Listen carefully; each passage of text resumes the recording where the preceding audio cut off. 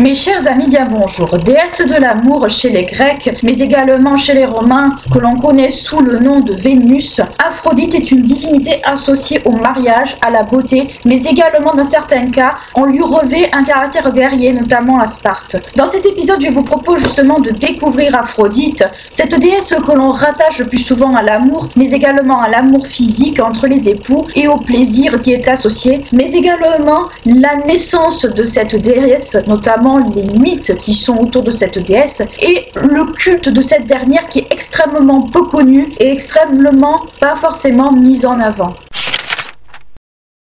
Les mythes concernant Aphrodite, que ce soit sur sa naissance ou sur ses amours, sont extrêmement nombreux. La naissance de la déesse donne lieu à de nombreux récits, tous aussi contradictoires les uns que les autres. En effet, bon nombre d'auteurs nous informent de plusieurs pistes, dont certaines ont été retenues ultérieurement plus que d'autres. Dans l'Iliade d'Homère, Aphrodite est la fille de Zeus, le seigneur de l'Olympe, et de la déesse Dionée, dont le principal temple est à Dodone, non loin des Pyres en Grèce. Alors Dionée, une déesse ancienne, une déesse archaïque, donc qu'on pourrait presque qualifier de titanide dans ce cas-là. En revanche, si on se réfère à la théogonie d'Hésiode, le récit se situe plus au temps de la première génération de dieux grecs, donc au temps des titans. En effet, lors de l'affrontement entre Ouranos et son fils Cronos, le fils parvient à émasculer le père à l'aide d'une faucille ou d'une serpe selon les versions, qui lui a été donnée par sa mère Gaïa afin que Cronos la venge. Cronos jette alors les organes reproducteurs de son père dans la mer et de la semence qui en émane avec l'écume, cela donne naissance à Aphrodite.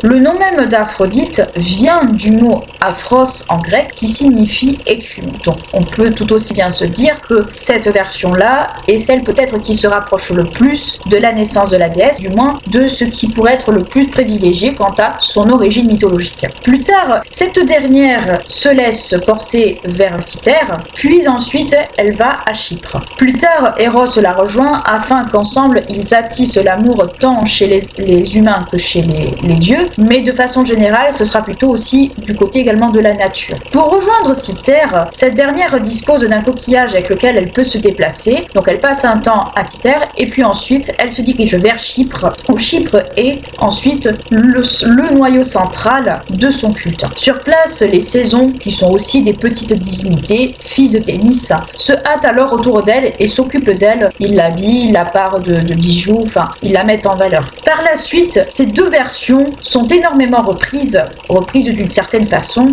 et énormément, on va dire, mises en avant. En effet, si on regarde chez Apollodore, ce dernier va reprendre la filiation évoquée par Homère, donc la filiation de Zeus et Dionée, mais chez Platon, cela va être plutôt une double naissance qui va être abordée, donc les deux en fait, celle d'Hésiode et d'Homère, mais ce dernier va donner une image autre à Aphrodite, à savoir qu'il va lui donner l'image comme une espèce de déesse vierge, au même titre par exemple qu'Artémis ou bien Athéna, et entre les deux versions, son choix va plus se porter sur la naissance d'Aphrodite, de Dionée et de Zeus, donc plutôt la version donnée par Hésiode. Si on regarde chez les Romains, puisqu'elle est présente chez les Romains, elle est la déesse protectrice des Romains, enfin du moins de la gente Iulia. Si on regarde chez les Romains, Cicéron dans son œuvre De Nature Deorum, la nature des dieux, si vous voulez qu'on la traduise, il va reprendre un peu un certain nombre de choses. Il va reprendre notamment la naissance de la déesse par le biais d'Ouranos, puis il va évoquer des choses, on va dire, qui c'est,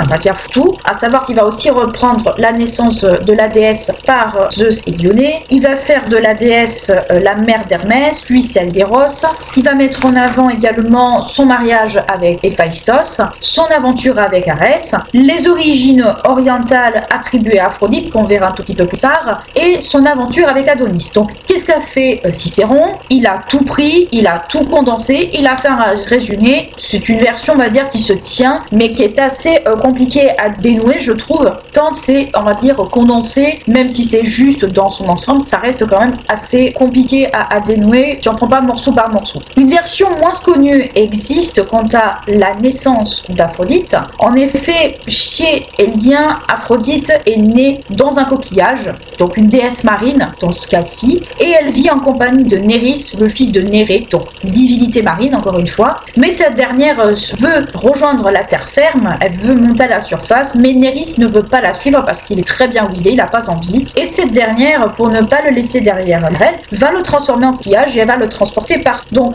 qu'est-ce qu'on peut en conclure de ces mythes de naissance d'Aphrodite? C'est que c'est une divinité qui est un peu entre terre et mer, c'est-à-dire qu'elle est née dans la mer d'une certaine façon et qu'ensuite elle va vivre sur terre avec les humains. Donc c'est un peu une divinité un peu dans un entre-deux, comme il y en a beaucoup dans la mythologie grecque, mais globalement ça fait partie de ces divinités qui agit sur plusieurs fronts, sur plusieurs tableaux, qui va être vénérée de différentes manières et dont les attributions, les épithètes vont être en lien justement avec ça, en plus de ces attributions de divinité de l'amour. Si on regarde le reste de la mythologie grecque, la présence d'Aphrodite se retrouve dans plusieurs mythes, mais l'un d'eux se situe bien avant les événements de la guerre de Troie, donc de ce que nous raconte Homère. Il s'agit tout simplement du fameux épisode du jugement de Paris. En effet, Paris se voit proposer par trois déesses, trois propositions, à savoir Héra va lui proposer la souveraineté sur l'Asie et l'Europe, donc une souveraineté totale, un peu si vous préférez à l'image d'un Alexandre avant l'heure. Athéna va lui attribuer la gloire militaire, ce qui est dans ses cordes à elle, et Aphrodite va lui attribuer plutôt l'amour de la plus belle femme, du moins de la plus belle femme aux yeux de Paris. Le choix de Paris va se porter, bien entendu, sur la proposition d'Aphrodite, et la déesse va alors lui donner une pomme d'or, cette espèce de pomme de la discorde, clairement, et ce dernier va obtenir l'amour, du moins, va réussir à conquérir le cœur d'Hélène de Troie, et malheureusement Paris a eu la très mauvaise idée, d'une certaine façon, pour obtenir les faveurs d'Hélène, pouvoir vivre avec elle. Il a tout simplement eu la très mauvaise idée de se dire, pour avoir la femme que j'aime, tout simplement je vais aller l'enlever à son affreux mari, qui était Ménélas. Donc, tout simplement, ce qui s'est passé, c'est que le choix de Paris a tout simplement précipité les événements de la guerre de Troie, la guerre entre les Grecs et les Troyens, et quelque part on peut dire que cette pomme de la discorde, puisque c'est comme ça que plus ou moins on va qualifier cette fameuse pomme, ce fameux choix de Paris va précipiter cette guerre qui nous est racontée dans l'Iliade d'Homère. Le mythe du jugement de Paris n'est pas le seul mythe dans lequel la déesse intervient, notamment au niveau de la vie amoureuse des personnages, ou du moins des héros de la mythologie. En effet, on peut signaler la déesse dans un des mythes que moi personnellement j'affectionne énormément, c'est-à-dire le mythe de Pygmalion et de Galatée. En effet, Pygmalion est un sculpteur de génie, mais il décide de rester célibataire parce que beaucoup de femmes s'adonnent à la prostitution et cela le dégoûte prodigieusement. De ce fait, il se consacre à son art, il se consacre à la sculpture et il vit parmi ses sculptures. Parmi elles, il y en a une sur laquelle il travaille le plus, c'est une statue de femme parfaite, en ivoire du moins, une statue de femme telle qu'il se la figure pour lui-même. Et plus il travaille sur elle, plus il la perfectionne, plus il la trouve parfaite et plus il en tombe amoureux. Alors dans certaines versions, on va dire que c'est Aphrodite pour punir l'orgueil de l'humain qui le fait tomber amoureux de cette statue. Donc ça fait partie des pistes évoquées. Et le sculpteur, tombant petit à petit amoureux de sa statue, lui offre des cadeaux, l'habille, va jusqu'à même l'embrasser le soir. Bref, on peut dire que c'est un amour qui est quand même assez étrange de prime abord, mais c'est un amour qui fait partie du mythe. Amoureux fou de sa statue, ce dernier prie alors la déesse Aphrodite afin que cette déesse lui fasse que sa statue soit vivante, enfin qu'elle lui donne vie. À ses prières, la déesse comprend que Pygmalion est tombé fou amoureux de sa statue, qu'il ne peut pas vivre sans elle, et qu'elle était la seule femme qu'il voulait. Elle va exaucer ses prières, elle va donner vie à sa statue, et ce dernier, voyant que sa statue a pris vie, un soir, en l'embrassant, il va sentir que sa statue prend vie, et il va décider tout simplement, quand cette dernière sera vivante, de l'épouser, mais il va avant tout lui donner le nom de Galatée. Donc c'est le fameux mythe de Galatée et de Pygmalion, ce qui montre en fait que la perfection est quand même quelque chose de très difficile à trouver quand on cherche l'amour, quelle qu'elle soit. Si on passe sur Échille, du moins du côté d'Échille, Aphrodite a tendance à châtier ceux qui se refusent à l'amour et à la fécondité, donc au moins à la reproduction si vous préférez. En effet, cette dernière va punir Hippolyte car elle décide de rester chaste et de se consacrer à Artémis. Donc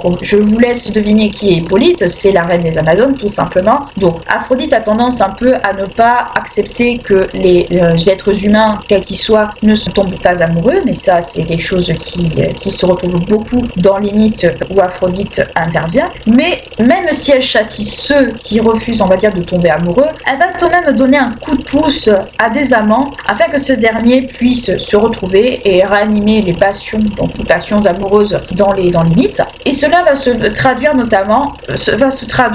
lors de son mariage avec Héphaïstos, puisqu'elle va offrir le strophion, donc une espèce de ceinture qu'elle portait le jour de son mariage avec Héphaïstos. Elle va décider de l'offrir à Héra afin que cette dernière puisse reconquérir Zeus, même si Aphrodite a fait un peu un double jeu là-dessus, puisque c'est elle qui a poussé plus ou moins Zeus à tromper sa femme ouvertement, selon, on va dire, certains historiens bien entendu, et selon les mythes qui nous sont rapportés. Elle va également animer les passions chez d'autres personnages comme Pasiphae ou encore Phèdre et Médée. Si on devait faire la liste en fait de tous les mythes où elle intervient, honnêtement il y en aurait beaucoup, mais globalement ce qu'on peut en comprendre, c'est que Aphrodite c'est la déesse de l'amour à proprement parler telle qu'on se l'imagine, et c'est surtout une déesse qu'on pourrait peut-être pas qualifier de romantique quelque part, mais c'est une déesse qui a une tâche en fait qui lui est propre, et surtout elle a une fonction assez particulière puisque elle est dévolue au mariage, c'est sûr, mais elle est dévolue surtout à la passion et à l'amour entre les époux principalement, et pas que entre les époux, voire même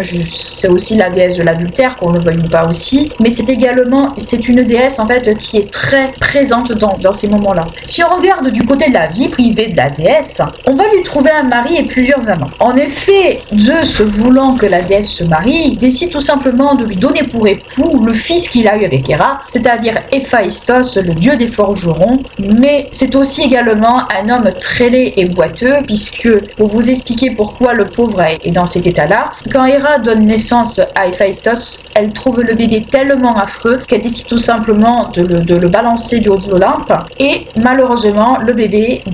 il va se casser une jambe, donc deviendra boiteux à partir de ce moment-là, pour vous dire les choses telles qu'elles sont et très simplement. Toutefois, la déesse, même si elle est mariée avec le dieu le plus affreux, et que par choix, on va dire, et c'est Zeus qui lui a, on va dire, imposé ce choix-là pour, on va dire, contrebalancer la beauté de la déesse, même si elle est mariée avec Héphaïstos, elle ne va pas lui rester fidèle très longtemps, puisque cette dernière va tomber amoureuse et va en faire son amant. Elle va tomber amoureuse d'Arès et ils vont entretenir une liaison très passionnée l'un avec l'autre. Mise au courant par Hélios, parce que sinon c'est pas drôle, Héphaïstos ne compte pas se laisser humilier et se laisser faire ainsi, et décide tout simplement de prendre les amants, de surprendre les amants sur le fait, dans leur propre jeu. Il fait tisser alors un filet en métal, un filet en fer, enfin un filet en métal, et un soir cache ce fameux filet magique afin de les surprendre. Les amants ne se méfiant de rien du tout, vaquent à leur occupation dans une chambre, et tout simplement le dieu des forgerons fait tomber le filet sur ces deux-là en plein zébat. Alors soit en plein zébat, soit en train de dormir, il y a les deux versions qui existent. Faisons déjà de ces deux-là la risée des dieux, mais également Héphaïstos n'y échappe pas non plus. On voit qu'Aphrodite,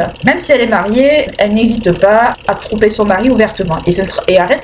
n'est pas le seul amant qu'elle a. De ses amours avec Arès, plusieurs enfants vont naître. On va avoir par exemple Harmonie, la concorde, Phobos et Démios, la peur et l'épouvante, et dans certaines versions, pas dans toutes, on va avoir Eros et Antéros, l'amour et l'amour réciproque. Arès n'est pas le seul amant qu'Aphrodite va avoir, même si elle va l'aimer très passionnément, elle va en avoir bien d'autres. Cette dernière aura également pour amant, plus ou moins malgré elle, le dieu des océans Héphaïstos, avec qui elle aura deux enfants,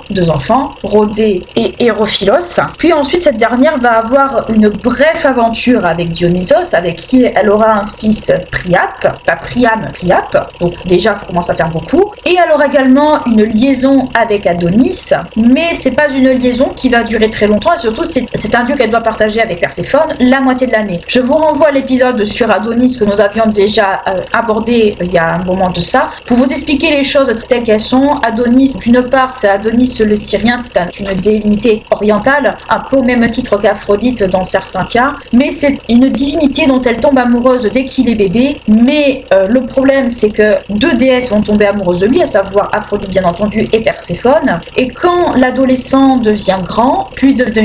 elles sont amoureuses, les deux déesses, pour vous expliquer de façon très résumée la chose, mais l'une le veut et l'autre aussi le veut, donc c'est un problème qui est un peu insoluble. Alors qu'est-ce qui va se passer? On va demander encore une fois à Zeus de trancher la question. Zeus va trancher la question prophétie en disant l'automne et l'hiver, grosso modo, c'est avec Perséphone, et le printemps et l'été, c'est avec Aphrodite, comme ça tout le monde est content. Donc pour vous expliquer la chose très clairement comment ça se passe comme ça dans le mythe d'Adonis. Mais Adonis, le problème qui se pose, c'est qu'il ne va pas vivre très longtemps, malheureusement, il fait partie de ces divinités qui n'auront pas le temps, on va dire, d'avoir une reproduction quelconque. Alors selon certains historiens, vous allez consulter, ils vont avoir des enfants ensemble et d'autres pas, mais la plupart du temps, beaucoup d'historiens soulignent qu'il n'y a pas eu d'enfants ensemble, puisqu'Adonis est la divinité rattachée à la nature, mais la nature qui n'a pas eu le temps de se reproduire. Donc il est rattaché à ça. Puisque, pourquoi ça ne va pas durer longtemps? En fait, Adonis, lors d'une partie de chasse, finira par mourir, éventré par un sanglier. Alors, soit c'est un sanglier énervé par Arès parce qu'il est jaloux, soit parce que c'est Artémis qui n'a pas apprécié de voir Adonis chasser sur ses terres, qui va élancer le sanglier sur lui. Il y a les deux versions qui existent, mais globalement, c'est la version Artémis qui est retenue la plupart du temps. On connaît également des amants mortels, humains, si vous préférez, à Aphrodite. Le plus connu d'entre eux, c'est le berger Anchise, avec qui elle aura le héros troyen Énée et Héliros. Si Héliros meurt sans enfant, sans descendance, Énée ne sera pas la même chose, puisque le fameux Énée dont nous parlons, c'est le héros qui est à l'origine, alors ça fait beaucoup de héros à l'origine de Rome, qui est à l'origine un peu de la fondation de Rome, et notamment de la gens Iulia, ou Julia si vous préférez, et qui va placer la ville sous la protection de la déesse Aphrodite, parce que justement, il est né de la déesse, et surtout, à Rome, elle va être connue sous le nom de Vénus. Donc, d'une certaine manière, est-ce qu'on peut dire que Rome, quelque part, est fondement purement grec par rapport à ça? Quelque part, oui, si on veut, on va dire aller jusque-là. Mais globalement, même si Énée est un héros troyen de base, il n'empêche que c'est aussi le héros qui aura fondé Rome. Alors, vous avez Rémus et Romulus, vous avez Janus avant, vous en avez beaucoup des héros fondateurs de Rome, il y en a quand même un sacré paquet. Mais globalement, si on doit retenir quelque chose de tout ce que je viens de vous raconter, c'est que Aphrodite est une divinité, au même titre que beaucoup d'autres divinités, aura beaucoup d'amants. Déjà, on la retient énormément pour ça. Mais surtout, l'un de ses fils est celui qui a fondé l'une des cités les plus importantes, en fait, de la mythologie, mais surtout de la mythologie romaine, puisque à Rome, Aphrodite sera connue sous le nom de Vénus, et tous les membres de la Guedia vont vénérer Aphrodite, enfin vont vénérer Vénus dans ce cas-ci, parce que c'est leur divinité protectrice et parce qu'ils vont se qualifier d'une certaine manière comme étant descendants de Énée. Donc on va attribuer d'une certaine manière une origine quasi divine à la gens Iulia par rapport à ça, mais surtout Aphrodite, c'est une divinité qui joue sur plusieurs fronts. C'est une divinité qui va être une divinité qui va attisser l'amour chez ceux qui sont les plus récalcitrants. Ça va être celle qui au contraire va réconcilier des amants quand il y a, on va dire, un souci. Ça va être la déesse au contraire qui va susciter des passions, et des fois des passions adultères chez les uns ou chez les autres. D'un point de vue chez les dieux, c'est celle qui va favoriser les tromperies de Zeus au détriment de cette pauvre Héra. Donc Aphrodite, quelque part, c'est celle qui va attisser les passions d'une certaine manière dans les textes des héros et des dieux, des humains également, puisqu'elle va aussi avoir des amants qui sont humains. Mais de façon générale, si on regarde dans la pratique, ça va être celle qui sera au dernier cheminement du parcours, on va dire, de la jeune fille, puisque la jeune fille, elle passe d'une certaine manière de l'enfance à l'âge adulte par le biais de son mariage. Après, il y a tout ce qui est autour de l'enfance avec différentes divinités, avec Artémis, avec Hestia, globalement, mais celle qui est propre au mariage, ça sera toujours Héra, et celle qui sera propre toujours, on va dire, à l'entente physique, d'une certaine manière, des époux, ce sera toujours Aphrodite, et Aphrodite sera mise en avant dans ce cadre-là, dans le cadre de la vie des femmes grecques, qu'on soit bien d'accord, si on doit faire un cheminement entre tout ça. Donc Aphrodite, c'est une divinité qui est à la fois très complexe, qui intervient dans un domaine qui est très complexe aussi, qui est propre à la nature humaine aussi, mais c'est surtout une divinité qui va caractériser tout ce qu'il y a autour de la passion, tout ce qu'il y a autour en fait du désir, on va dire de l'amour d'une certaine manière, mais pas forcément de l'amour au sens amoureux, ça va être plutôt l'amour aussi au sens amour physique. Je dis amour physique parce qu'on peut pas dire autre chose, mais globalement, si on doit retenir quelque chose d'Aphrodite dans ce cas-là, ça va être ça, mais ça va être également une déesse, et ça c'est peut-être quelque chose qui est beaucoup moins connu, ça va être également une déesse qui va être entre terre et mer, puisque elle est née dans la mer selon beaucoup d'historiens, beaucoup d'auteurs grecs se l'accordent, et même des auteurs romains, et c'est une divinité aussi qui va vivre sur terre, donc elle est entre deux tableaux, et on va lui attribuer, on va le voir après, différentes épithètes, différentes fonctions qui n'ont parfois rien à voir avec l'amour ou même la beauté, puisqu'on va la rattacher aussi à la notion de beauté, des notions qui vont avoir strictement rien à voir avec ça, mais qui vont être en cohérence avec son histoire, avec sa naissance, et surtout avec, on va dire, tout l'imaginaire qu'on peut lui attribuer également dans ces fonctions-là, puisque elle va être tant déesse protectrice des marins que déesse protectrice des jardins, ce genre de choses, on va le voir juste là. Mais voilà, c'est une déesse qui joue sur plusieurs tableaux, qui a plusieurs cordes à son arc, mais que l'on pourrait presque qualifier de déesse végétale sans vraiment l'être, et de déesse marine sans vraiment l'être.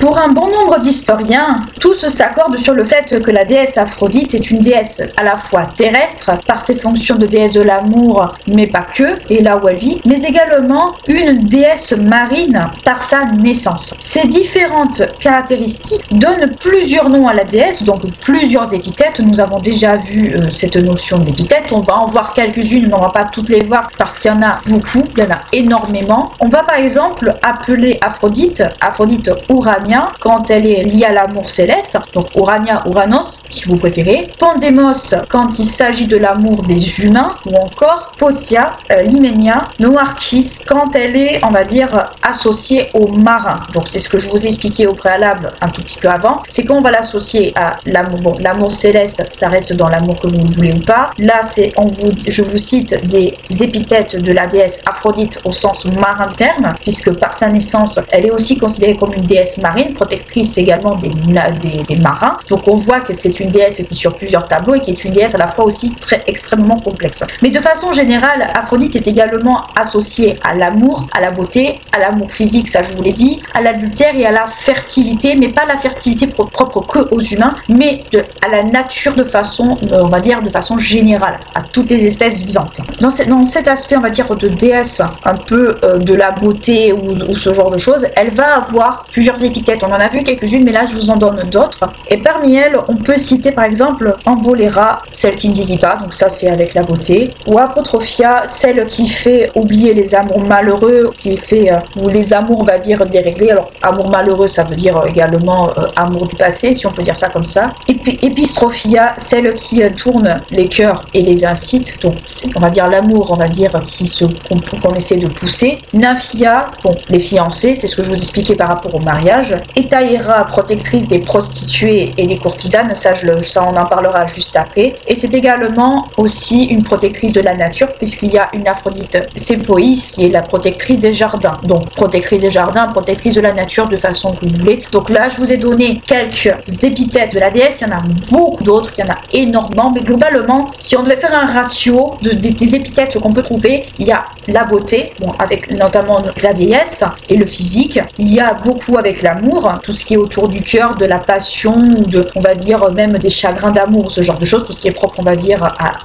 aux êtres vivants. Il y a également des épithètes en lien avec le monde marin, puisque voilà, protectrice également des marins, mais également des jardins, alors des jardins, mais de la nature, on va dire de façon un peu générale, puisque oui, on retrouve des épithètes d'Aphrodite au niveau des jardins, mais on pourrait étendre ça au niveau de la fertilité de façon générale, puisque oui, c'est la fertilité des humains, mais c'est aussi la fertilité de la nature. Donc quelque part, elle est liée à la nature d'une certaine manière, mais de façon peut-être plus mineure que pour les autres. Concernant la représentation de la déesse, les textes nous fournissent quelques pistes, mais globalement, ils nous disent pas forcément grand-chose. On décrit la déesse dans les textes comme étant une femme d'une très grande beauté, une peau blanche, blonde, avec des yeux éclatants, donc des yeux vifs d'une certaine manière, et un corps avec de belles formes. On peut s'imaginer, si on devait se la représenter, on pourrait se la représenter comme une femme, comme les statues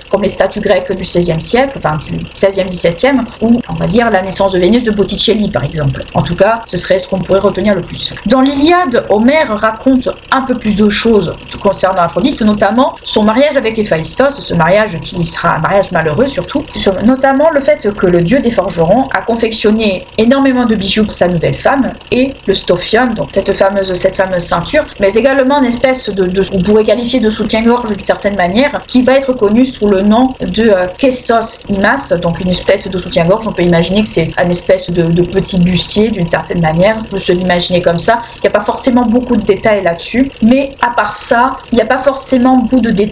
on va dire, de détails sur la déesse. On ne sait pas trop quel genre de représentation elle pourrait avoir. C'est globalement qui donne une petite idée de ce à quoi elle pouvait ressembler, et ça laisse un peu court à l'imagination aussi. Comme beaucoup de divinités, la déesse Aphrodite a quelques attributs, et ces attributs, et c'est là peut-être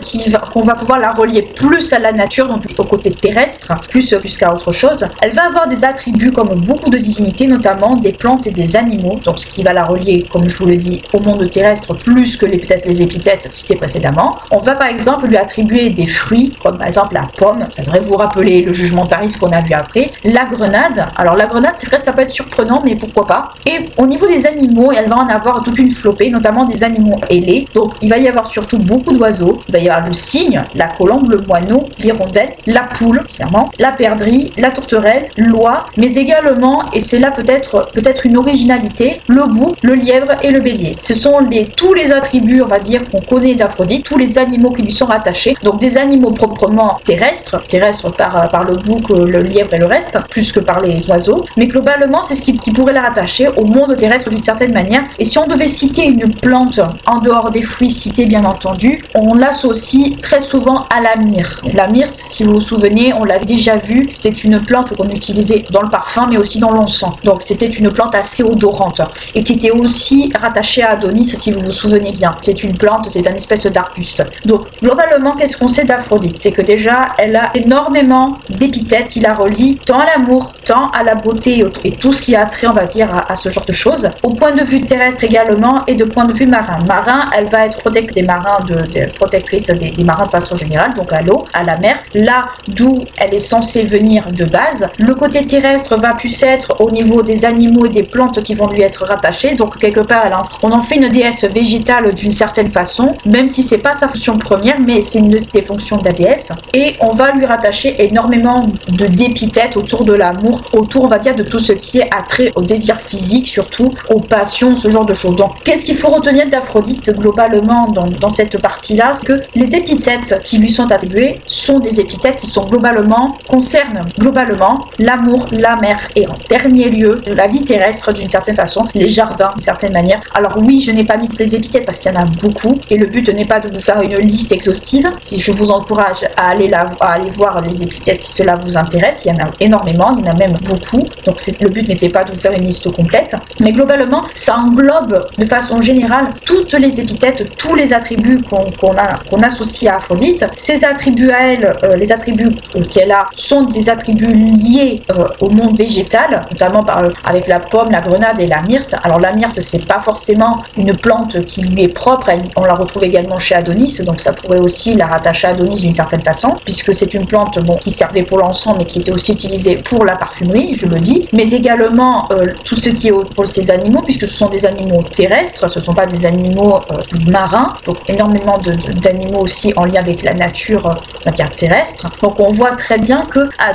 Aphrodite, on pourrait la mettre sur plusieurs tableaux, encore une fois sur plusieurs plans, mais c'est une déesse qui reste relativement complexe, tant ces plans parfois se mélangent entre eux ou des fois sont difficilement distinguables. Mais globalement, qu'est-ce qu'il faut en retenir? C'est que c'est une déesse qu'on pourrait dire presque de terre-mère d'une certaine façon et qui a un panel de fonctions qui fait qu'elle est extrêmement polyvalente comme beaucoup de divinités grecques justement à cette époque-là.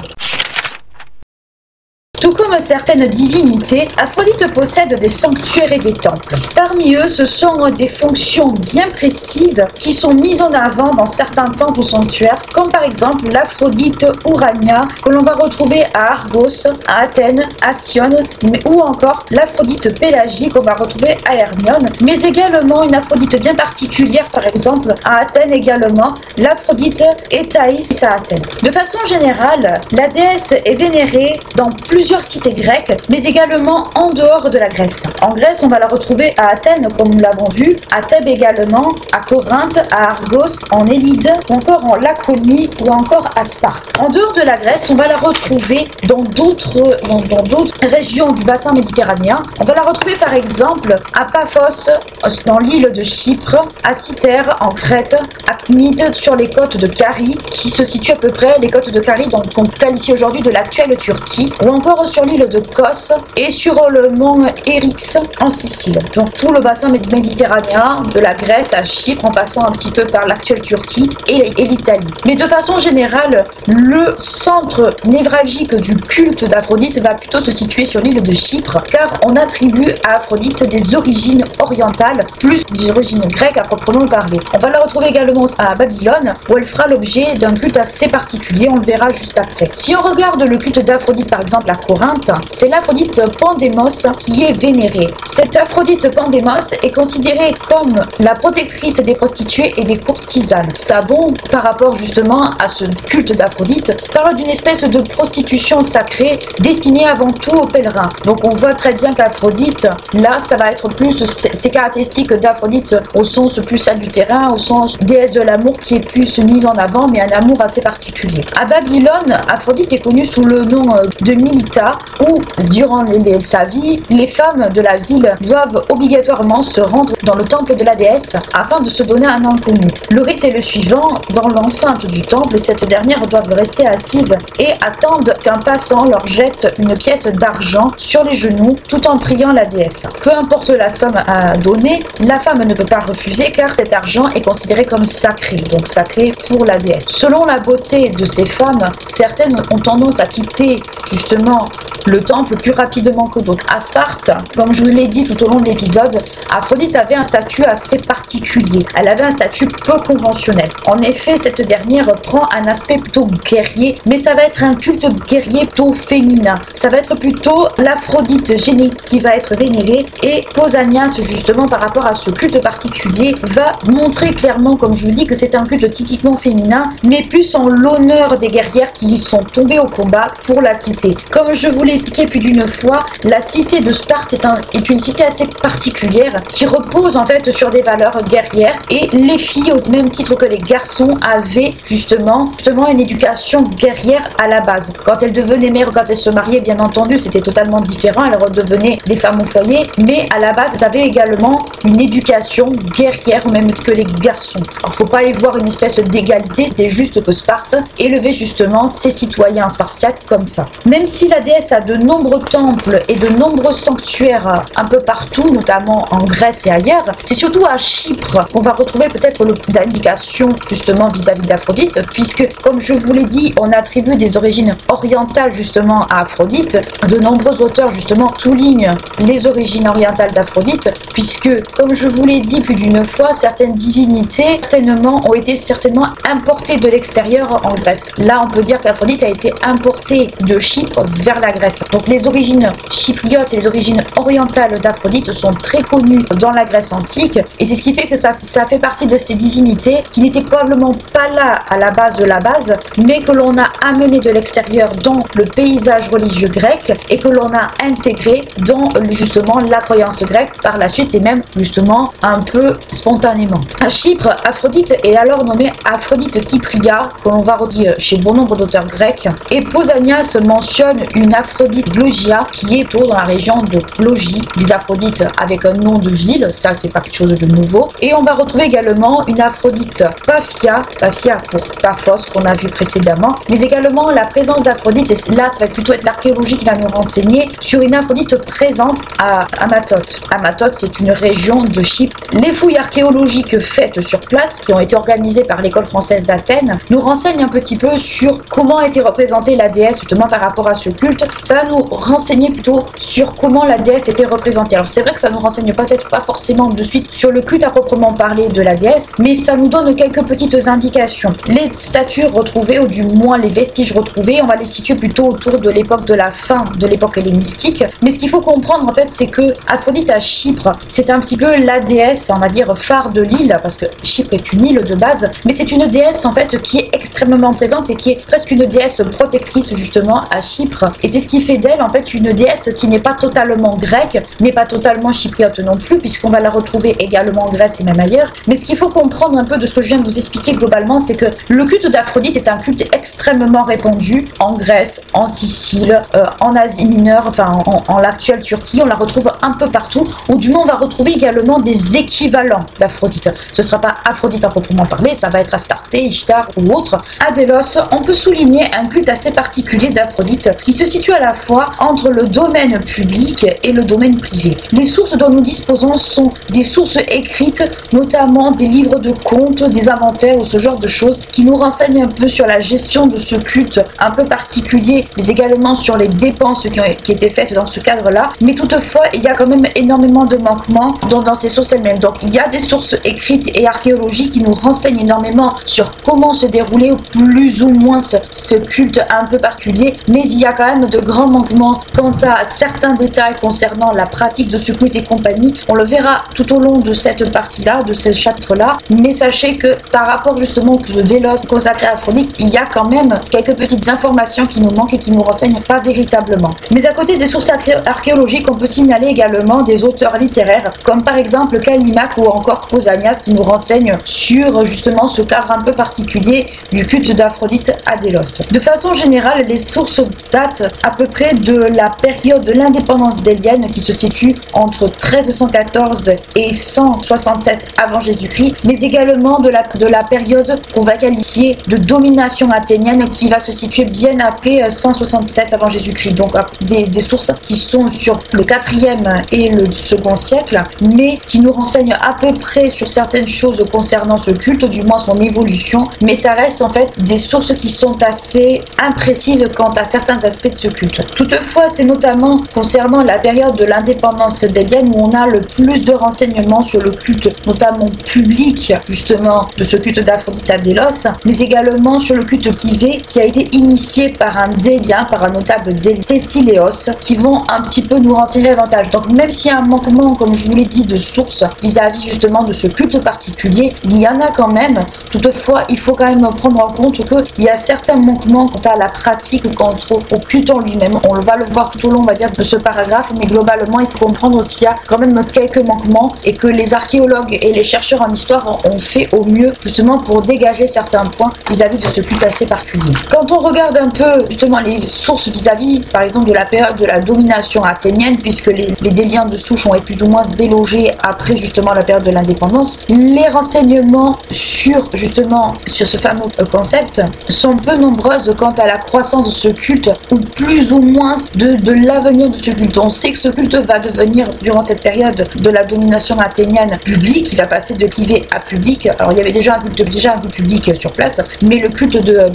Thessiléos avec les Athéniens qui débarquent justement à Délos rend ce culte public. Donc déjà on voit qu'il y a eu une évolution justement de ce culte, mais on va le voir tout au long. Le culte d'Aphrodite à Délos s'inscrit dans le paysage principalement, donc le culte public d'Aphrodite s'inscrit dans le paysage du culte d'Apollon où la déesse fait partie des divinités secondaires associées aux dieux, plus ou moins liées à la tradition des divinités présentes à Délos. Donc il faut savoir que Delphes et Délos, ce sont un peu les villes qu'on va rattacher principalement au culte d'Apollon, mais on constate que ce soit à Delphes ou à Délos qu'il y avait d'autres divinités présentes justement dans le fameux sanctuaire d'Apollon. Donc il n'est pas rare de voir Aphrodite et Apollon associés ensemble, et on va le voir tout au long de cette partie, que c'est des fois un peu mélangé l'un chez l'autre. Sur place, des fêtes sont données en l'honneur justement de la déesse, des fêtes qu'on va appeler les Saphrotia, et elles sont présentes notamment durant la période de l'indépendance délienne. Donc on a principalement des sources de cette époque-là, et ce sont des fêtes notamment à caractère public. On verra après qu'il y a des fêtes justement données en l'honneur d'Aphrodite qui ont un caractère privé dans le cadre du culte d'Aphrodite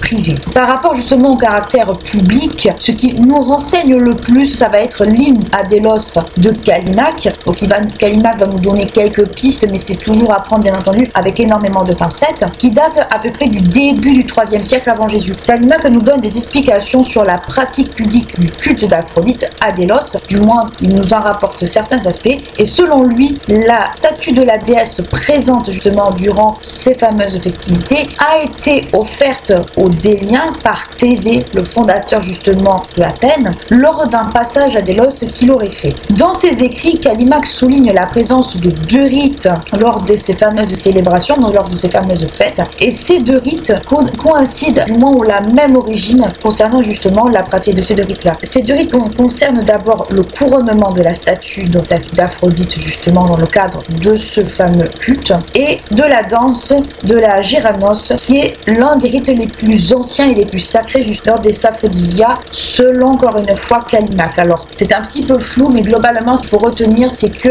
là tout ce que je vais vous expliquer par rapport au culte public justement d'Aphrodite, ça va principalement être Callimaque qui va nous apporter des éléments sur le déroulé, ou du moins de ce qui suppose être le déroulé justement de ces fameuses fêtes, mais également Pausanias va apporter justement d'autres précisions. Et quant au culte privé, on va le voir après, ça va être tout autre chose, mais globalement c'est ce qui va nous renseigner. Dans un premier temps, ça va être en tout premier lieu Callimaque, dans la pratique, dans justement ce qui caractérise justement ces fameuses fêtes d'Aphrodite dans le cadre du culte public. Donc gardez bien ça en tête pour que vous ne puissiez pas vous perdre. Callimaque souligne également que la statue d'Aphrodite a été amenée de Crète par Thésée, donc ce n'est pas une statue proprement parlée athénienne, et elle serait en bois et non dans un matériau précieux comme la pierre ou le marbre. Donc on voit que c'était une statue qui avait justement été faite dans un matériau qui n'était pas forcément un matériau de base pour les statues des cultes. En plus de Callimaque, comme je vous l'expliquais, on peut signaler deux autres auteurs. Alors j'ai signalé Pausanias préalablement, mais plus tard également peut être ajouté à cette liste. Mais Pausanias nous apporte d'autres précisions, à savoir que le terme zoamos désigne une statue ancienne, probablement la statue de bois, donc la statue amenée par Thésée. Donc Pausanias nous donne justement le terme qui désigne cette fameuse statue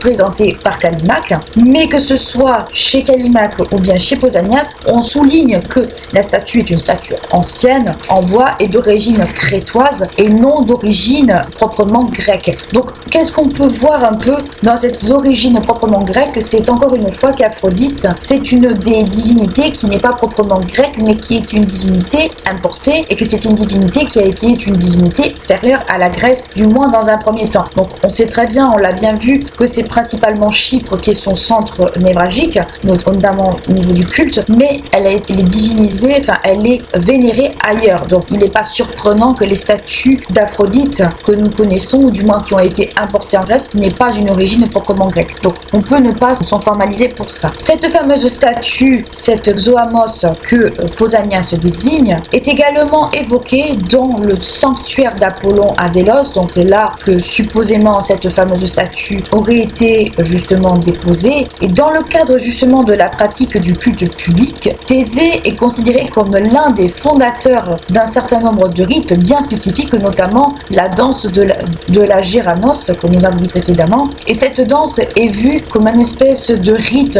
assez étrange, quelque peu archaïque, donc quelque chose qui n'est peut-être pas quelque chose, on va dire, qui a un caractère très ancien. La statue, dans le cadre justement des rites de ce culte, la statue est alors présentée donc devant les participants, mais cela est fait avant toute autre festivité, à savoir la danse Géranos, les jeux et les concours justement qui ont été institués par Thésée. Donc ce qu'il faut comprendre globalement dans tout ce que je viens de vous expliquer et qui peut paraître très indigeste et très flou, c'est que globalement le culte public d'Aphrodite à Délos, selon Callimaque et Pausanias, a été institué par Thésée. Donc Thésée a un peu mis le pied à l'étrier au culte d'Aphrodite à Délos. La statue de la déesse présente dans le sanctuaire d'Apollon à Délos est une statue qui est en bois, d'origine ancienne et probablement d'origine crétoise, donc quelque chose qui n'est pas proprement grec. Thésée, dans le cadre de ce culte particulier d'Aphrodite, a posé les rouages de tout ce qui entoure le culte et les célébrations des aphrodisias dans le cadre de ce culte public, à savoir la présentation de la statue, son couronnement, la danse des Géranos, et puis après tout ce qui est autour des festivités, les jeux, les concours, etc. Voire même les sacrifices et les banquets dans certains cas, même si on manque des fois d'informations. Encore une fois, il faut bien comprendre que au fil du temps, les informations se sont perdues, donc on n'a pas forcément beaucoup d'éléments concernant dans ce culte, mais on en a quand même un peu. Donc on voit que Thésée a joué un rôle justement assez important dans le cadre du culte d'Aphrodite. Toutefois, la place de la statue n'est pas quand même extrêmement définie, ou du moins proprement définie. La statue a sans doute été, du moins de ce qu'on en comprend, a été déposée notamment dans le sanctuaire d'Apollon, mais on n'a pas forcément d'informations sur l'installation même de la statue à Délos. Donc on voit que cette statue a quand même un caractère assez mystérieux puisqu'on n'a pas forcément trop d'informations dessus. Dans de nombreuses inscriptions, dans le sanctuaire d'Apollon, notamment à Délos, la statue d'Aphrodite est alors mise en lien, comme je vous l'ai dit, avec les fêtes des aphrodisias. Donc c'est ce que je viens de vous dire. Si on regarde les livres de contes, donc du moins si on regarde les contes du sanctuaire d'Apollon de cette époque, donc durant plutôt la période de l'indépendance délienne, les lieux sont principalement administrés par des hiéropes. Les hiéropes sont des espèces, je ne vais pas dire de comptables, mais de gestionnaires justement dans le cadre de ce culte. Les découvertes archéologiques concernant les aphrodisias montrent que ces dernières sont célébrées principalement entre 302 avant Jésus-Christ, donc quasi pleine période délienne, et la fin de la période de l'indépendance délienne, mais on retrouve quelques informations de cette pratique justement de ces fêtes, dont justement post cette période-là. Donc on peut supposer qu'il y a eu une continuité de ces fêtes en dehors de la période de l'indépendance délienne, et peut-être avec quelques modifications également. Les aphrodisias étaient des fêtes essentiellement nocturnes, annuelles, et célébrées au mois des Kabationes. Alors les Kabationes, c'est ce qu'on pourrait considérer les deux gros mois d'été, c'est-à-dire juillet-août. Elles se déroulent autour notamment du foyer de l'autel du sanctuaire d'Aphrodite à ce moment-là, ou autour d'un brasero, tout dépendait, et en présence d'un chœur, les déliades. Alors, si on se réfère encore une fois à l'hymne à Délos, Callimaque, lui, va plutôt souligner qu'il s'agit plus d'un chœur de danseuses. Donc, on a quelques informations, mais encore une fois, ça reste assez flou. Toutefois, à l'inverse de d'autres fêtes grecques que nous avons déjà traitées, et où les historiens possèdent moult informations sur les célébrations religieuses et tout ce qui peut entourer ça, dans le cas des aphrodisias de Délos, il y a extrêmement peu d'informations, ou du moins pas des informations qui nous procurent justement des données concernant les sacrifices ou le banquet, parce que très souvent dans le cadre de ces fêtes, il y avait des sacrifices en l'honneur de la divinité et un banquet sacrificiel derrière, ni le lieu des célébrations. Donc on voit encore une fois que l'archéologie nous fournit énormément de données, mais que malheureusement avec le temps, avec la dégradation du temps, beaucoup de données se sont perdues. Les offrandes de leur nature sont consignées dans des inventaires, donc encore une fois des sources, allant du début de l'indépendance délienne jusqu'aux alentours de 140 avant Jésus-Christ, donc période plus de l'occupation athénienne, mais on voit qu'on a quand même des qui nous fournissent quelques balbutiements concernant justement la façon dont le culte était rendu dans le cadre de ce culte public. Malgré cela, les offrandes et les dévots sont extrêmement peu nombreux et surtout peut-être pas forcément renseignés, donc il y a toujours quand même un flou au niveau des données. Dans le sanctuaire d'Aphrodite à Délos, le lieu de conservation justement des offrandes se nomme l'Aphrodisione, et sur place on peut constater deux édifices qui portent justement ce fameux nom d'Aphrodisione. Le premier se situe en dehors du sanctuaire et construit par Stésiléos dans le cadre justement de ce culte privé, et le second est à l'intérieur du sanctuaire, donc l'un côté public avec le second, l'autre côté privé avec le premier. Distinction, il n'y a pas forcément besoin de chercher trop loin. En 246 avant Jésus-Christ, un livre de contes, donc une source, mentionne aussi que les deux Aphrodisianes, celui du sanctuaire d'Apollon et celui justement de Stésiléon, donc on voit qu'il y a quand même une connaissance de ces deux édifices, même si le statut change avec justement l'arrivée des Athéniens. Mais quoi qu'il en soit, même si ces fêtes sont financées par le sanctuaire d'Apollon et aussi par d'autres moyens, on sait quand même extrêmement peu de choses quant à l'organisation de ces dernières. Donc encore une fois, ce qu'il faut quand même bien comprendre, c'est que le cadre des aphrodisias dans ce cas-ci, il y a un gros manque de sources concernant justement le déroulement. On sait d'autres choses, on sait quand même ce qui est potentiellement de se faire lors de ces fameuses fêtes, mais il y a une lacune énorme autour des sources justement textuelles et archéologiques qui fait qu'il y a toujours quand même une part presque de mystère autour justement de ces fameuses fêtes. fête à caractère public qui justement demeure encore de nos jours. Toutefois, on peut se demander si l'organisation de ces fêtes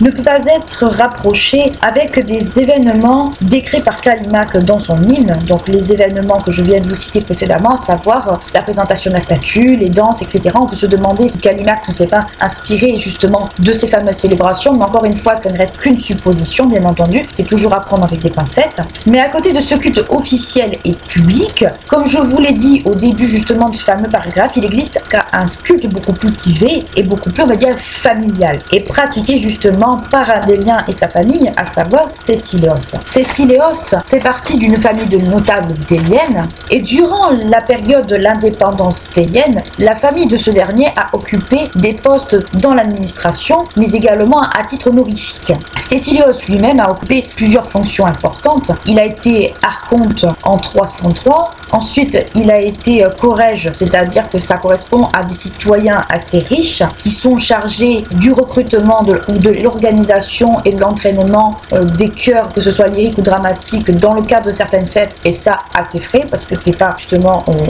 d'autres fonds qui vont s'en occuper. Donc il a été chargé déjà de l'organisation de façon générale de fêtes consacrées à d'autres dieux qu'à Aphrodite. Ça a été notamment le cas pour les Apollonia en 284, donc des fêtes données en l'honneur d'Apollon, et les Dionysia qu'on avait vu avec Dionysos en 280. Donc on voit qu'il a déjà baigné un peu dans le cadre justement des fêtes religieuses justement dès ces époques. En 286, c'est son fils Diodote qui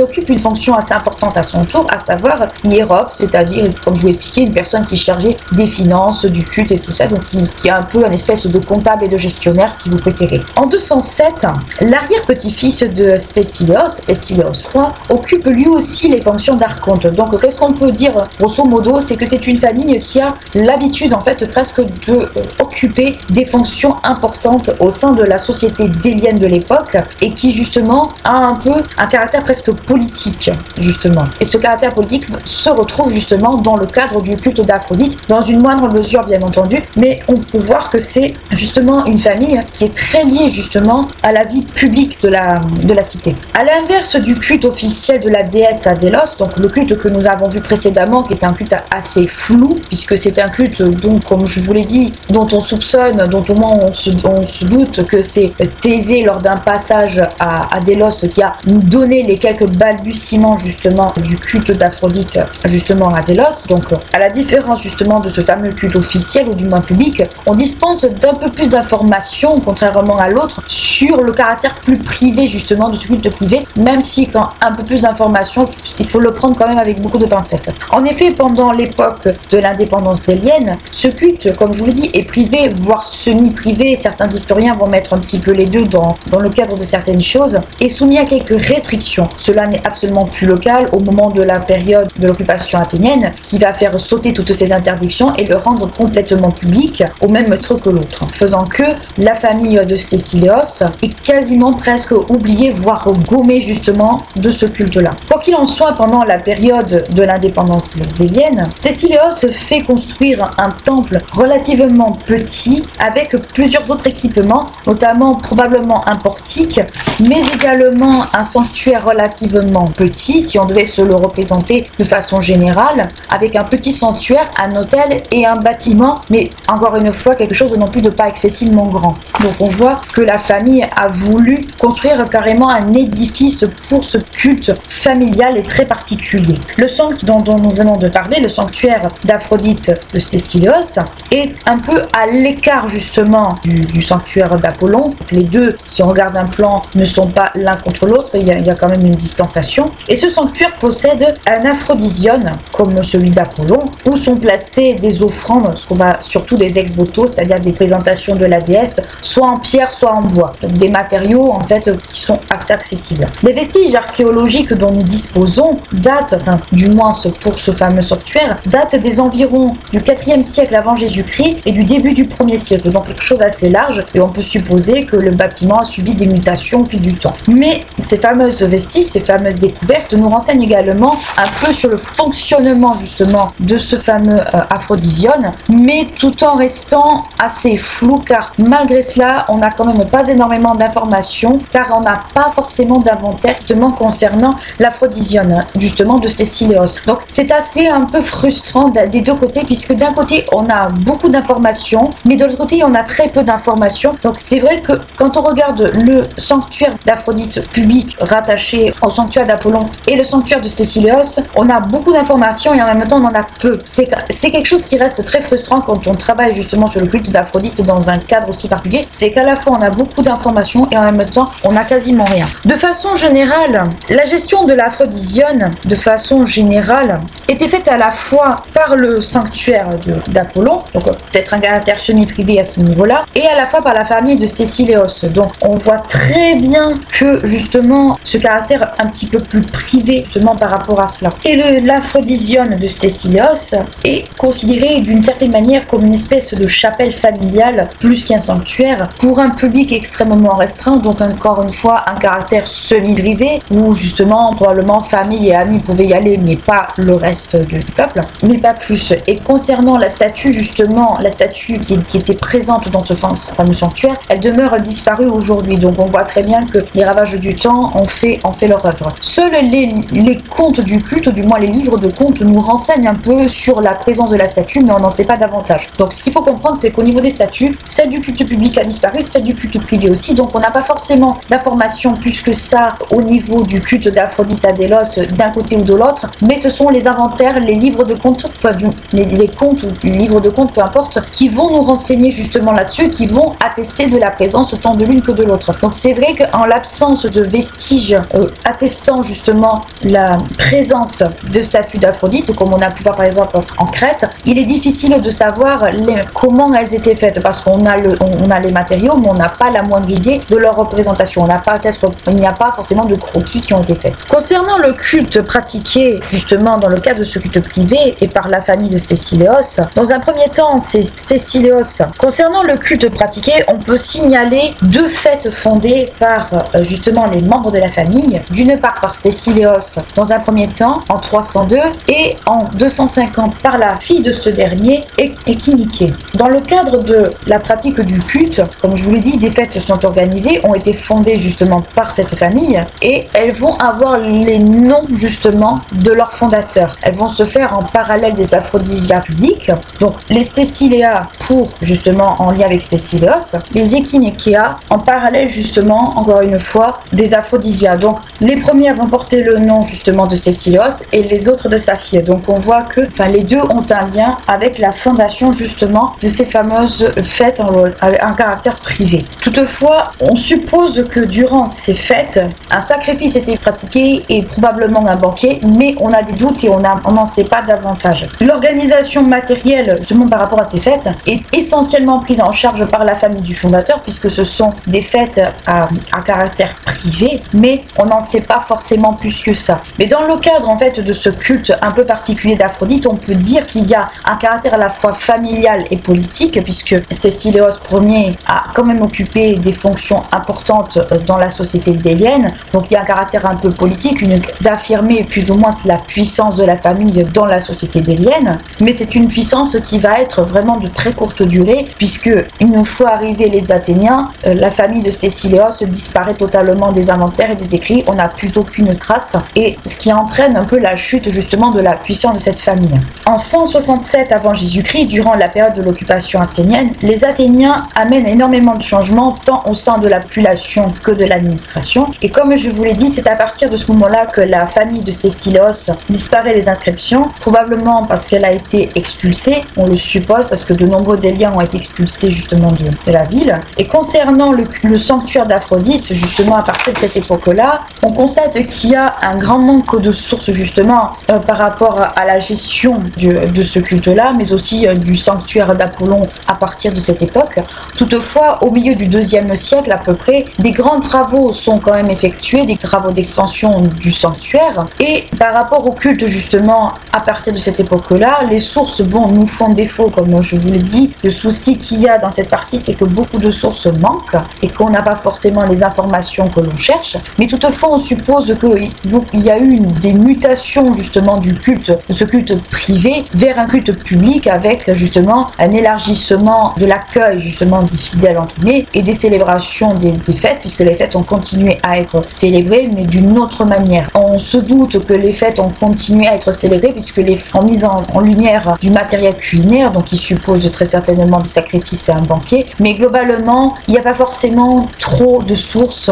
qui puissent nous l'indiquer. Si durant la période de l'indépendance délienne, le personnel du culte en lui-même nous fait défaut, tant du côté public que du côté privé, on n'a pas de sources qui nous renseignent plus que ça sur des prêtresses ou des prêtres d'Aphrodite dans les cas. On a un peu plus d'informations quant à la période de l'occupation athénienne justement vis-à-vis de cela, puisqu'on fait mention dans des inventaires de 3 prêtresses d'Aphrodite. Toutefois, il y a quand même un petit hic dans l'histoire, c'est qu'on ne sait pas dans quelle catégorie de la population elles se situaient ou qu'elles étaient recrutées. Donc il y a quand même un grand flou d'une certaine manière dans tout ce que je viens de vous raconter. Je sais très bien que ça a l'air très indigeste de prime abord comme ça, et je le conçois totalement, mais ce qu'il faut retenir globalement ce qu'il faut résumer, c'est que le culte d'Aphrodite dans ce cadre-là est un culte qui est très particulier, puisque c'est un culte qui dans un premier temps va être un culte public, avec tout ce que Callimaque et Pausanias nous fournissent un peu d'informations quant au possible déroulé justement de ces fêtes. Comme l'archéologie ne nous fournit pas de données parce que manque justement de conservation des vestiges ou des choses comme ça, on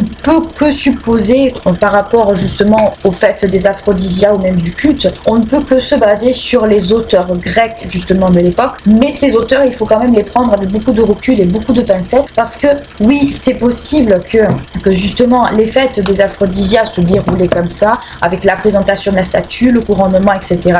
La supposée fondation de Thésée justement dans le cadre justement du culte d'Aphrodite dans ce cas-là à Délos est une manière d'une certaine façon de donner une forme de prestige également à ces fêtes, à ce culte, histoire d'asseoir un peu sa légitimité par rapport au sanctuaire d'Apollon qui est un peu l'espèce de coqueluche religieuse dans cette cité. Donc par rapport au culte public, à part se référer à ces auteurs et à l'archéologie, nous disposons malheureusement de peu de données concernant la pratique du culte, on va dire dans le textuel, dans le réel, et justement du déroulé justement de cette dernière. On sait à peu près qu'elle se déroulait, c'était des fêtes nocturnes qui se déroulaient dans une période de juillet-août, donc certainement les périodes chaudes, avec justement un caractère peut-être un peu style culte à mystère, pourquoi pas, on peut tout aussi bien se figurer, mais globalement on n'a aucune idée de s'il y avait des processions, s'il y avait des sacrifices, quels animaux étaient sacrifiés, en quel honneur, on n'a aucune information là-dessus. On sait qu'il y avait potentiellement des sacrifices dans le cadre justement de l'ouverture du culte privé de Stésiléos vers un culte public, parce qu'on a retrouvé du matériel culinaire, donc on peut supposer qu'il y avait peut-être un banquet ou un sacrifice, mais on n'a pas grand-chose en fait. On a beaucoup de choses et peu de choses en même temps des deux côtés. Le culte privé d'Aphrodite, dans le cadre de la famille de Stésiléos, est un culte familial et politique privé qui a pour but dans un premier temps, et tout au long de la période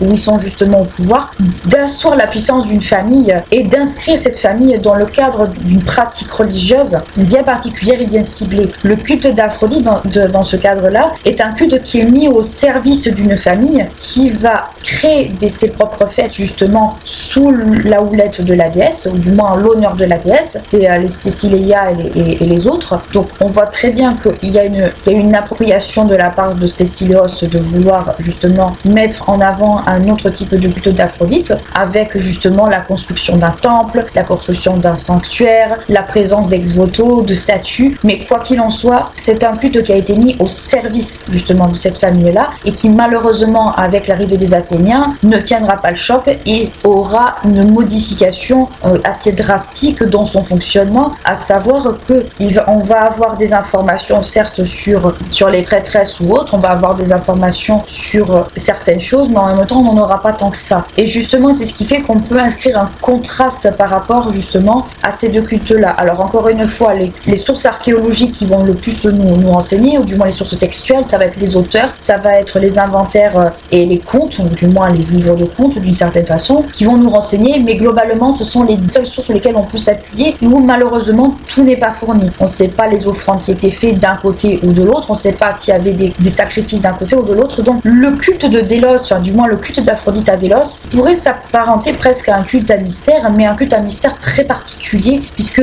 d'un côté il y avait un culte public et de l'autre côté un culte privé, où certes on a des informations concernant Stésiléos et sa famille, où on a des informations sur justement le caractère peut-être un peu plus, le caractère peut-être plus familial symbole, oui, si on veut, justement de ce culte-là, avec toutes les informations qui nous sont fournies, mais globalement, on n'a pas grandes informations concernant justement la vraie pratique de ce culte-là à l'intérieur. C'est ce qui fait que ça peut être très frustrant, parce que oui, l'archéologie nous renseigne, oui, les sources textuelles nous renseignent, mais globalement, ça reste quand même assez flou et assez étrange. Donc ce qu'il faut vraiment retenir, c'est qu'il y avait deux types de cultes à Délos pour Aphrodite, mais c'était des cultes qui étaient très souvent sous la houlette d'autres choses. Pour le public, c'était sous la houlette du sanctuaire d'Apollon, parce que Apollon était la divinité principale de Délos, au même titre que Delphes, et de l'autre côté, c'était sous la houlette d'une famille bien particulière, qui était la famille de Stésiléos et ses descendants. Donc on voit très bien que c'est un culte qui est assez ambigu et assez particulier dans le monde grec, puisque à part les cultes à mystère qui sont des cultes très particuliers, on n'en connaît pas énormément qui avait cette espèce de double facette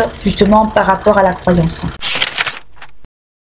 En conclusion, ce que nous pouvons dire par rapport à Aphrodite, c'est que c'est une déesse qui est, comme beaucoup d'autres divinités, que ce soit grecques ou bien ailleurs, une divinité avec plusieurs visages. C'est une divinité, comme nous l'avons vu, qui est à la fois une divinité marine, tant par sa naissance, une divinité céleste d'une certaine manière, mais aussi une divinité terrestre, en plus d'être une divinité liée à l'amour et à tout ce qui a trait à l'attachement vers les époux. On a vu également que c'est une déesse qui n'est pas toujours attachée justement à la notion de mariage ou d'amour physique, mais c'est également la protectrice des prostituées ou du moins des courtisanes dans certains cas. Aphrodite fait partie un peu de ces déesses qui, dans certains cas et dans certains moments, a été une divinité qui faisait également lieu de culte privé ou du moins de culte qui était pratiqué par un certain type de personnes dans un cadre bien particulier. Outre mesure, qu'est-ce que l'on peut dire également, c'est qu'elle fait partie de ces divinités qui, dans toute la Grèce et même ailleurs, étaient connues et qui faisaient l'objet tant de nombreux sanctuaires que de nombreux temples, mais qui avaient également aussi des origines orientales. En effet, Aphrodite, dans certaines autres civilisations, sera assimilée par exemple à Astarté ou encore à Ishtar, qui sont des divinités plutôt mésopotamiennes ou du moins qui sont non grecques. On peut dire également qu'Aphrodite, d'une certaine façon, nous l'avons vu, est une divinité qui n'est pas une divinité grecque à proprement parler, mais une divinité plus orientale, qui dans une certaine mesure, on pourrait en conclure qui a été plus ou moins exporté dans le monde grec et qui a été assimilé au panthéon grec par la même occasion comme beaucoup d'autres divinités, comme par exemple Adonis. Nous avons vu qu'Adonis l'Assyrien avait été une divinité pendant l'Antiquité grecque qui avait été assimilée, qui avait été, on va dire, qui est rentrée quelque part dans les divinités que les Grecs connaissaient et à qui on a collé une espèce d'attachement, de proximité avec des divinités proprement grecques. Donc on voit très bien qu'Aphrodite fait partie de ces divinités qui ont été probablement importées de l'extérieur et qui a été implantée ensuite dans l'univers, dans le panthéon grec à proprement parler, comme bien d'autres. Cette caractéristique de divinité avec un multi-visage fait d'elle une divinité à la fois assez ambiguë et assez complexe dans le sens où il n'est pas forcément évident de la catégoriser dans une catégorie bien particulière, parce que certes par commodité on va la mettre du côté plus de l'amour, déesse de l'amour, du désir et autres, mais on voit et on a vu qu'elle a d'autres attributs pour elle-même et on voit également que, comme je vous l'ai expliqué, que ce n'est pas une divinité proprement grecque dans le sens où son principal centre de culte est Chypre, et Chypre n'est pas considérée comme une île grecque à proprement parler, mais plus une île extérieure puisqu'elle ne fait pas partie forcément de la Grande Grèce, mais comme je vous l'ai dit, on voit que c'est une divinité qui a été probablement importée dans le monde grec. Donc elle fait partie certes des Olympiens, des 12 Olympiens que l'on connaît, de ces divinités olympiennes que l'on connaît, que l'on vénère dans toute la Grèce et même au-delà, puisqu'on retrouve des traces de temples ou du moins de sanctuaires d'Aphrodite à la fois en Sicile mais également dans la région de Turquie par exemple, dans la région de Snide. Donc on voit très bien que Aphrodite est une divinité qui a été importée mais qui s'est également exportée un peu dans tout le bassin méditerranéen avec des appellations différentes bien entendu, et probablement aussi par le biais des colonies grecques, puisque les Grecs vont coloniser plus ou moins tout le bassin méditerranéen et même un peu après le bassin de la mer Morte, ou du moins à peu près dans ces zones-là. Donc on peut supposer que les divinités qui justement étaient propres à ces Grecs-là se sont également exportées ailleurs dans le bassin méditerranéen. Par ailleurs, on relie également Aphrodite chez les Romains avec le nom de Vénus, puisque Énée est